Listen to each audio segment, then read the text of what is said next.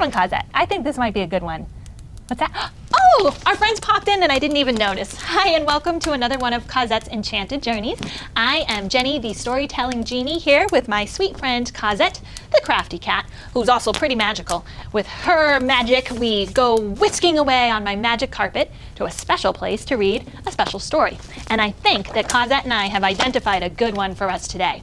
This one is Classic Tales with a Twist. I really love when somebody reimagines a classic story and adds something different and makes it their own. It's kind of what I like to do when we do crafts together. I try to reimagine something I've seen somebody else create or do and make it my own. So these stories are really special to me because that's the same thing I like to do. Would you like to go with me now and hear some of these classic tales with a twist? All right, we know what to do. We rub our hands together and say, I wish to go on an enchanted journey, and Cosette will whisk us away. Here we go. I wish to go on an enchanted journey.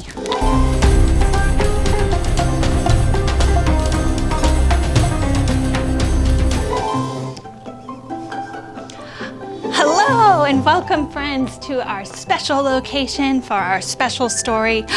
I am wearing quite the dress today, aren't I? This dress makes me feel kind of like a fairy princess, and that's why I picked it today, because our stories today are fairy tales. They're kind of a twist on classic fairy tales, and they're a lot of fun and a bit silly. I hope you enjoy them as much as I enjoy them. This book is called The Stinky Cheese Man and Other Fairly Stupid Tales. I have found a kernel of wheat, said the little red hen. Now who will help me plant this wheat? Where is that lazy dog? Where is that lazy cat? Where is that lazy mouse? Wait a minute, hold everything. You can't tell your story right here. This is the end paper. The book hasn't even started yet. Who are you? Will you help me plant the wheat? I'm Jack. I'm the narrator, and no, I can't help you plant the wheat. I am a very busy guy trying to put a book together. Now why don't you just disappear for a few pages? I'll call you when I need you. But who will help me tell my story? Who will help me draw a picture of the wheat? Who will help me spell the wheat? Listen, hen, forget the wheat. Here comes the title page. Title page for The Stinky Cheese Man and Other Fairly Stupid Tales. I know, the page is upside down. I meant to do that. Whoever looks at that dedication stuff anyhow. If you really want to read it, you can always stand on your head. Introduction. A long time ago, people used to tell magical stories of wonder and enchantment. Those stories were called fairy tales. Those stories are not in this book. The stories in this book are almost fairy tales, but not quite. The stories in this book are fairly stupid tales. I mean, what else would you call a story like Goldilocks and the Three Elephants? This girl walking through the woods smells peanut porridge cooking. She decides to break into the elephant's house, eat the porridge, sit in the chairs, and sleep in the beds. But when she gets in the house, she can't climb up on baby elephant's chair because it's too big. She can't climb up on mama elephant's chair because it's much too big. And she can't climb up on papa elephant's chair because it's much, much too big. So she goes home. The end. And if you don't think that's fairly stupid, you should read Little Red Running Shorts, or maybe The Stinky Cheese Man. In fact, you should definitely go read the stories now because the rest of this introduction just kind of goes on and doesn't really say anything. I stuck it on the end here so it would fill up the page and make it look like I really knew what I was talking about. So stop now. I mean it. Quit reading. Turn the page. If you read this last sentence, it won't tell you anything. Jack, Up the Hill, Fairy Tale Forest, 1992. Surgeon General's warning. It has been determined that these tales are fairly stupid and probably dangerous to your health. Chicken Licken. Once upon a time, Chicken Licken was standing around when a piece of something fell on her head. She wasn't the brightest thing on two legs, so she started running around in circles clucking, "The sky is falling, the sky is falling, we must tell the president." Chicken Licken ran to her friend Ducky Lucky and clucked, "Ducky Lucky, Ducky Lucky, the sky is falling, we must tell the president." "Let's go," quacked Ducky Lucky. Chicken Licken and Ducky Lucky ran to their friend Goosey Lucy and yelled, "Goosey Lucy, the sky is falling, we must tell the president." "Let's go," honked Goosey Lucy. Chicken Licken, Ducky Lucky, and Goosey Lucy ran to their friend Cocky Locky and yelled, Cocky Locky, the sky is falling, we must tell the president." "Let's go," crowed Cocky Locky. Wait a minute, cried Jack the narrator. I forgot the table of contents. "Hey, you're not in this story," said Chicken Licken. "I know," said Jack the narrator, "but I came to warn you, the table of contents is..." the sky is falling, clucked Chicken Licken. "We must tell the president." So Chicken Licken, Ducky Lucky, Goosey Lucy, and Cocky Locky ignored Jack the narrator and ran off to catch a plane to Washington. Just outside the airport, they met Foxy Loxy. "Foxy Loxy, the sky is falling, we must tell the president," yelled Chicken Licken, Ducky Lucky, Goosey Lucy, and Cocky Locky. "Well, come with me," said Foxy Loxy. "I know a shortcut to the airport." Foxy Loxy led Chicken Licken, Ducky Lucky, Goosey Lucy, and Cocky Locky to his cave. He didn't get to eat them though, because Chicken Licken was almost right. The sky wasn't falling.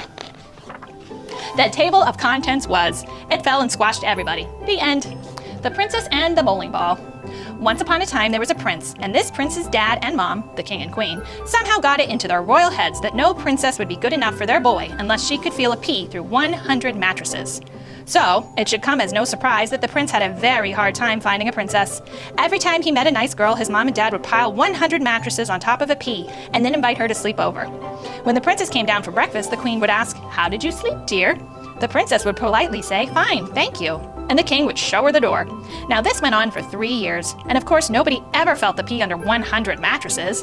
Then one day the prince met the girl of his dreams. He decided he better do something about it. That night, before the princess went to bed, the prince slipped his bowling ball under the 100 mattresses. When the princess came down for breakfast the next morning, the queen asked, "How did you sleep, dear?" "This might sound odd," said the princess, "but I think you need another mattress. I felt like I was sleeping on a lump as big as a bowling ball." The king and queen were satisfied, the prince and princess were married, and everyone lived happily, though maybe not completely honestly, ever after. The end. The Really Ugly Duckling. Once upon a time, there was a mother duck and a father duck who had 7 baby ducklings. 6 of them were regular-looking ducklings. The 7th was a really ugly duckling. Everyone used to say, "What a nice-looking bunch of ducklings," all except that one. Boy, he's really ugly. The really ugly duckling heard these people, but he didn't care. He knew that one day he would probably grow up to be a swan and be bigger and look better than anything in the pond. Well, as it turned out, he was just a really ugly duckling, and he grew up to be just a really ugly duck. The end. The Other Frog Prince. Once upon a time, there was a frog. One day, when he was sitting on his lily pad, he saw a beautiful princess sitting by the pond. He hopped in the water, swam over to her, and poked his head out of the weeds. "Pardon me, oh beautiful princess," he said in his most sad and pathetic voice. "I wonder if you could help me." The princess was about to jump up and run, but she felt sorry for the frog with the sad and pathetic voice. So she asked, "What can I do to help you, little frog?" "Well," said the frog, "I'm not really a frog, but a handsome prince who was turned into a frog by a wicked witch's spell, and the spell can only be broken by the kiss of a beautiful princess." The princess thought about this for a second, then lifted the frog from the pond and kissed him. "I was just kidding," said the frog. He jumped back into the pond, and the princess wiped the frog slime off her lips. The end. "Okay, I've got things running smoothly now," said Jack the narrator. "And this next story is even better than the last 3. See, it's about this girl who runs very fast and always wears red running shorts. That's where her name comes from, get it? So anyway, this girl is running to her granny's house when she meets a wolf. He tricks her into taking the long way while he takes the shortcut. Now this is the good part because Red runs so fast that she beats the wolf to Granny's house. He knocks on the door. Red answers it, and guess what she says? "My, what slow feet you have." And that's it. The end. Is that great or what? So sit back, relax, and enjoy Little Red Running Shorts. And now, like I already said, Little Red Running Shorts. "You just told the whole story," said Little Red Running Shorts. "We're not going to tell it again." "You can't say that," says Jack. "You have to start with Once Upon a Time." "No way," says the wolf. "You blew it." "But you guys are next. Look at the title of the top page, Little Red Running Shorts. That's you. Let's go, wolf. We're out of here." "Wait, you can't do this. Your story is supposed to be 3 pages long. What do I do when I turn the page?" "I planted the wheat. I watered the wheat. I harvested the wheat. Now do I get to tell my story?" said the little red hen. "Say, what's going on here? Why is that page blank? Is that my page? Where is that lazy dog? Where is that lazy cat? Where is that lazy mouse? How do they expect me to tell the whole story by myself? Where is that lazy narrator? Where is the lazy illustrator? Where is that lazy author?" Jack's bean problem. Forget that hen. Now it's time for the best story in the whole book. My story. Because once upon a time, I traded our last cow for 3 magic beans. And hey, Giant, what are you doing down here? You're wrecking my whole story. "I don't like that story," said the Giant. "You always trick me." "That's the best part," says Jack. "Fee, fi, fum, fory, I have made my own story." "Great rhyme, Giant, and I'm sure your story is just as good, but there's no room for it, so why don't you climb back up the beanstalk? I'll be up in a few minutes to steal your gold and your singing harp." "I'll grind your bones to make my bread." "I knew you'd understand. And there's another little thing that's been bugging me. Could you please stop talking in uppercase letters? It really messes up the page." "I will read my story now," said the Giant, and he did. Giant story. The end of The evil stepmother said, "I'll huff and snuff and give you 3 wishes." The beast changed into 7 dwarfs happily ever after, for a spell had been cast by a wicked witch once upon a time. That's your story, said Jack. You've got to be kidding. That's not a fairly stupid tale. That's an incredibly stupid tale. That's an unbelievably stupid tale. That is the most stupid tale I ever... Ah! The giant grabbed Jack and dragged him to the next page. Jack's story. Once upon a time, there was a giant. The giant squeezed Jack and said, "Tell me a better story. I will grind your bones to make my bread. And when your story is finished, I will grind your bones to make my bread anyway. Ho, ho, ho." The giant laughed an ugly laugh. Jack thought, "He'll kill me if I do. He'll kill me if I don't. There's only one way to get out of this." Jack cleared his throat and then began his story. Once upon a time, there was a giant. The giant squeezed Jack and said, "Tell me a better story, or I will grind your bones to make my bread. And when your story is finished, I will grind your bones to make my bread anyway. Ho, ho, ho." The giant laughed an ugly laugh. Jack thought, "He'll kill me if I do. He'll kill me if I don't. There's only one way to get out of this." Jack cleared his throat and began his story. Whew, and that goes on and on and on until we hit our next story, Cinder Rumpelstiltskin, or The Girl Who Really Blew It. Once upon a time, there was a beautiful girl named Cinderella who lived with her wicked stepmother and two ugly stepsisters. These step-relatives were not only wicked and ugly, they also made Cinderella clean the house every day. One day, the local prince announced that he was holding a fabulous ball at his castle. Everyone was invited. The stepmother and stepsisters got all dressed up to go. But as usual, they made Cinderella clean the house, so she didn't have time to get ready. After the stepmother and stepsisters left for the ball, Cinderella sat down and began to cry. Just then, a little man appeared. "Please don't cry," he said. "I can help you spin straw into gold." "I don't think that will do me much good," said Cinderella. "I need a fancy dress, glass slippers, and a coach." "Would you like to try and guess my name?" said the clever little man. Cinderella looked at him. "No, not really." "Come on, do you think it's Chester?" "If you don't have a dress, it doesn't really matter." "Oh, just guess a name, any name." "I'm not supposed to talk to strangers," said Cinderella. Then she closed the door and left the little man standing outside, screaming, "Rumpelstiltskin, Rumpelstiltskin, Rumpelstiltskin!" When the stepmother and stepsisters got home from the ball, Cinderella told them about the strange little man. They still made her clean the house, and meaner still, they changed her name to Cinderella Rumpelstiltskin. The end. The Tortoise and the Hare. Once upon a time, there was a tortoise who was very slow, but very dependable. He would always get where he set out to go. It just took him longer than most people. One day, Rabbit saw a tortoise walking slowly but surely down the road and said, "Tortoise, you are so slow. I could probably grow hair faster than you run." "Oh, yeah?" said Tortoise slowly. "Yeah," said Rabbit. So they decided to race. On the day of the big race, Tortoise and Rabbit lined up at the starting line. Owl said, "On your mark, get set, grow." Tortoise started to run. Rabbit started to grow his hair. Tortoise ran, Rabbit grew his hair. Tortoise ran, Rabbit grew his hair. Tortoise ran, Rabbit grew his hair. Tortoise ran, Rabbit grew his hair. Tortoise ran, Rabbit grew his hair. Tortoise ran, Rabbit grew his hair. Tortoise is still running, Rabbit is still growing his hair. Not the end. The Stinky Cheese Man. Once upon a time, there was a little old woman and a little old man who lived together in a little old house. They were lonely. So the little old lady decided to make a man out of stinky cheese. She gave him a piece of bacon for a mouth and 2 olives for eyes and put him in the oven to cook. When she opened the oven to see if he was done, the smell knocked her back. "Phew! What is that terrible smell?" she cried. The Stinky Cheese Man hopped out of the oven and ran out of the door, calling, "Run, run, run, as fast as you can. You can't catch me. I'm the Stinky Cheese Man." The little old lady and the little old man sniffed the air. "I'm not really very hungry," said the little old man. "I'm not really all that lonely," said the little old lady. So they didn't chase the Stinky Cheese Man. The Stinky Cheese Man ran and ran until he met a cow eating grass in a field. "Wow, what's that awful smell?" said the cow. The Stinky Cheese Man said, "I've run away from a little old lady and a little old man, and I can run away from you too, I can. Run, run, run, as fast as you can. You can't catch me, I'm the Stinky Cheese Man." The cow gave another sniff and said, "I'll bet you could give someone 2 or 3 stomach aches. I think I'll just eat weeds." So the cow didn't chase the Stinky Cheese Man either. The Stinky Cheese Man ran and ran until he met some kids playing outside school. "Gross," said a little girl. "What's that nasty smell?" "I've run away from a little old lady and a little old man and a cow, and I can run away from you too, I can. Run, run, run, as fast as you can. You can't catch me, I'm the Stinky Cheese Man." A little boy looked up, sniffed the air, and said, "If we catch him, our teacher will probably make us eat him. Let's get out of here." So the kids didn't chase the Stinky Cheese Man either. By and by, the Stinky Cheese Man came to a river with no bridge. "How will I ever cross this river? It's too big to jump. If I try to swim across, I'll probably fall apart," said you-know-who. Just then, the sly fox, who shows up in a lot of stories like these, poked his head out of the bushes. "Why, just hop on my back and I'll carry you across, Stinky Cheese Man." "How do I know you won't eat me?" "Trust me," said the fox. So the Stinky Cheese Man hopped on the fox's back. The fox swam to the middle of the river and said, "Oh man, what is that funky smell?" The fox coughed, gagged, and sneezed, and the Stinky Cheese Man flew off his back and into the river where he fell apart. The end. Shh, be very quiet.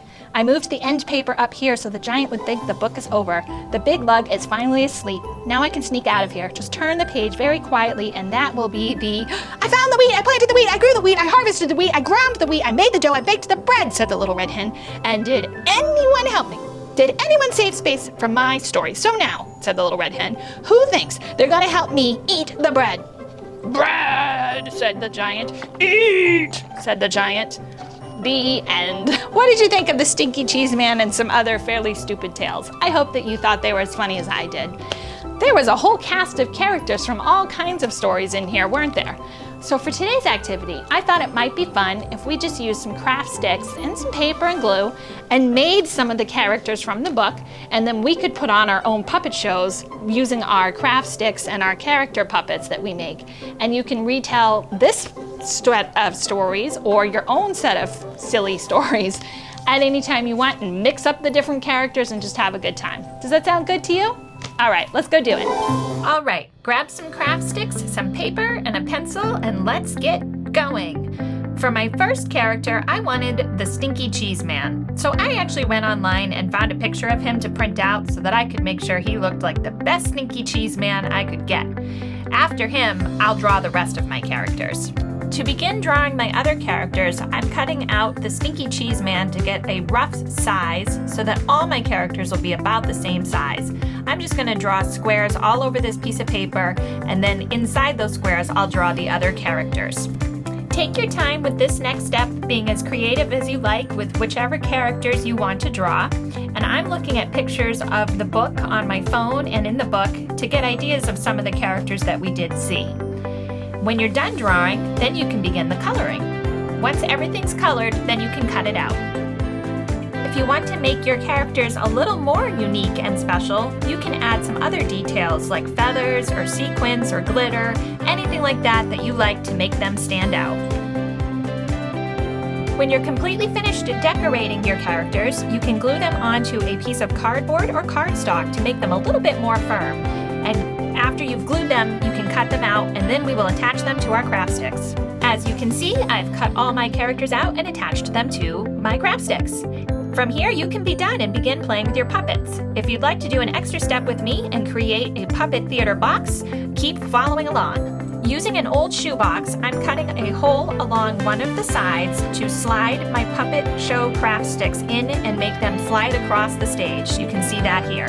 Once that's done, you can go ahead and decorate the inside of the box, color it, paint it, use markers, whatever you like. I'm also going to use some felt to make curtains for the outside of the stage, as you can see here. The good thing about this scene is it's kind of a fairy tale scene. You can use this with any characters that you want. I made a pond and some trees and lily pads in there, so all these characters kind of fit. Can't catch me, I'm the Stinky Cheese Man! And play and have a good time anytime you wish. You could put on a puppet show for your family or your friends. The best part about making a puppet show like this with this box is you can close it up when you're done. So you can store any of your craft stick puppets you made right into your box, like I'm doing, and then you can close it up and play again and again. I hope you enjoyed crafting with me again today. Ready to go back to the magic lamp and see Cosette? What do you guys think? Mr. Ugly Duckling, Big Bad Wolf, should we go back to see Cosette? Yeah, let's go. Welcome back to the Magic Lamp, friends. We're out of time for today, so I hope that you had a great time reading a story with us and doing another activity. And I hope you'll come back to visit Cosette and me again very soon. Take care. Bye-bye.